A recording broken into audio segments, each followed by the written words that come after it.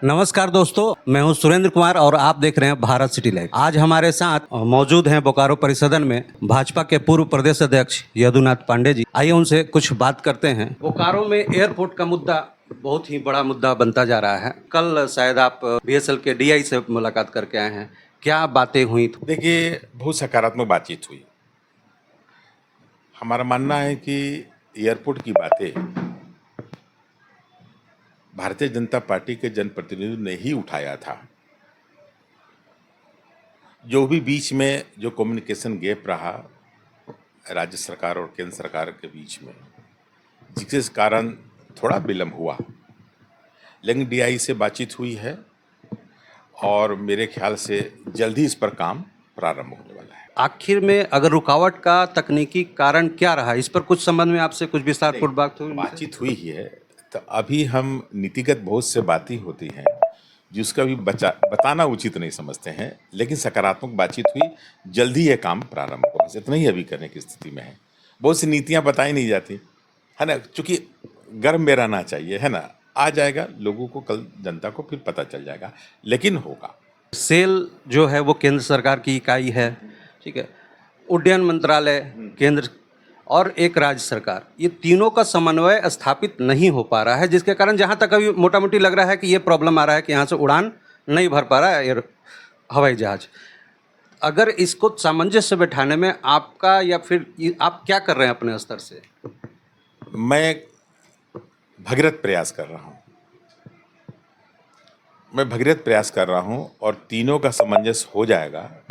जिन से बातचीत चल रही है, केंद्र सरकार का उड्डयन मंत्री दोनों भारत सरकार का है, राज्य सरकार से, इसलिए सब लगे हुए हैं और मेरे ख्याल से जल्द ही इसका परिणाम आपको देखने को मिलेगा, जल्द ही। चूँकि ज्योतिष शास्त्र जानता नहीं, इसलिए तिथि नहीं बता रहा हूँ, लेकिन जल्द ही आपको परिणाम नजर आने लग जाएंगे। डीआई से क्या आपसे गरगा नदी पर भी बातचीत हुई? थोड़ा सा इस पर बताइए। जी, निश्चित हुई है।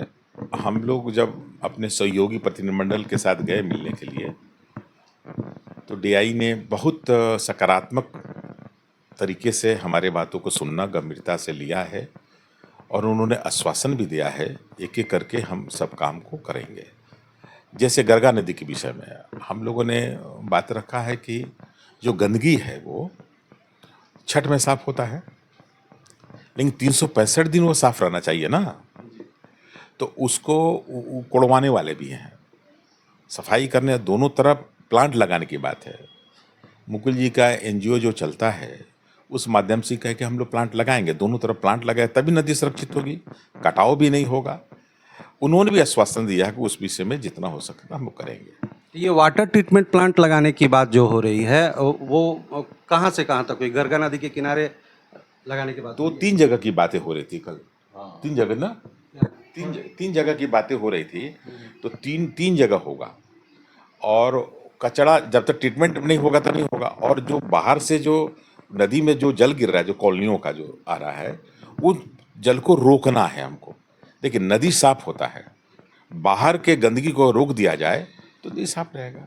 उसके बाद हम लोग जो बहुत से चौराहे को, मुकुल जी ने एक सर्वे किया है, बहुत से चौराहा खाली, वहाँ कुछ भी नहीं है।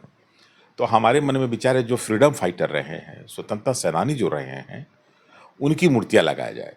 चंद्रशेखर आज़ाद की, मंगल पांडे की, राजगुरु की, बिस्मिल के, राम प्रसाद बिस्मिल की, माने ऐसे लोग जो भी हैं, जो फ्रीडम फाइटर हैं, जिनकी मूर्तियां नहीं हैं, चौराहे पर लग जाए। मैंने उदाहरण भी दिया कि G20 समिट जो हुआ था दिल्ली में, तो बहुत से चौराहे पर कुछ नहीं था, लेकिन आज कोई ऐसा चौराहा, कोई ऐसा गुलचक्कर दिल्ली के आसपास 20 किलोमीटर नहीं है जहाँ कुछ न कुछ नहीं है फ्रीडम फाइटर का, कहीं कुछ न कुछ।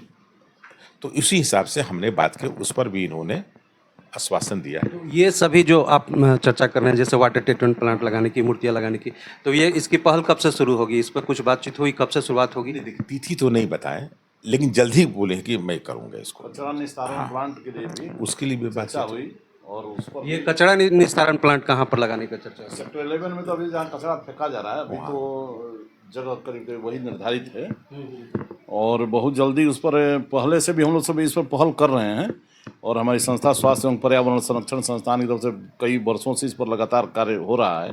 और वो डिमांड कर रहे हैं। लेकिन अभी उस पर काम प्रारंभ हो चुका है शेल के द्वारा, बोकारो स्टील प्लांट के द्वारा, और बहुत जल्दी इन्होंने आश्वासन दिया कि वह आपको देखने को मिलेगा। वह हमारी बस मांग यही है कि वहाँ लगना चाहिए, ताकि उस कचरे के दुर्गंध से, उस कचरे से होने वाली बीमारियों से लोगों को निजात मिले और कचरा निस्तारण सही तरीके से, और कचरा से कुछ कुछ पॉजिटिव चीज़ें भी निकलती हैं, जैसे कि कई बिजली बनती है, खाद बनता है, बहुत सारी चीज़ें बनती हैं, उससे यहाँ के लोगों को फ़ायदा भी है। कल एक बात सामने देखने को मिली, कार्यक्रम था, एक कार्यशाला थी सांसद आवास में।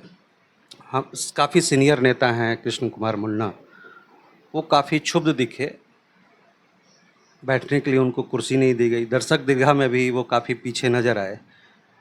कल काफ़ी हंगामा हुआ इस संबंध में, तो इसको आप कैसे देखते हैं? देखिए, पहले तो इस काम अभी सूचना हमारे पास नहीं आई है। मैं रात्रि में आया, चला गया। लेकिन एक मैं बता देता हूँ, भारतीय जनता पार्टी कार्यकर्ताओं की पार्टी है, बड़ा परिवार है, और कुछ ऐसी बात है तो मैं जिलाध्यक्ष से बातचीत करूँगा। कोई मनभेद नहीं है यहाँ। ये देखा जा रहा है कि पुराने कार्यकर्ता मीटिंग में आना छोड़ दिए हैं, कुछ इन्हीं सब नीतियों के कारण। ऐसा बात नहीं है, ऐसा बात नहीं है। किसी को काम आ जाएगा, कोई व्यस्त हो जाएगा, तो ऐसे कैसे कह सकते हैं? भारतीय जनता पार्टी के कार्यकर्ता को अगर सूचना मिलती है, अगर वो है तो निश्चित आएगा।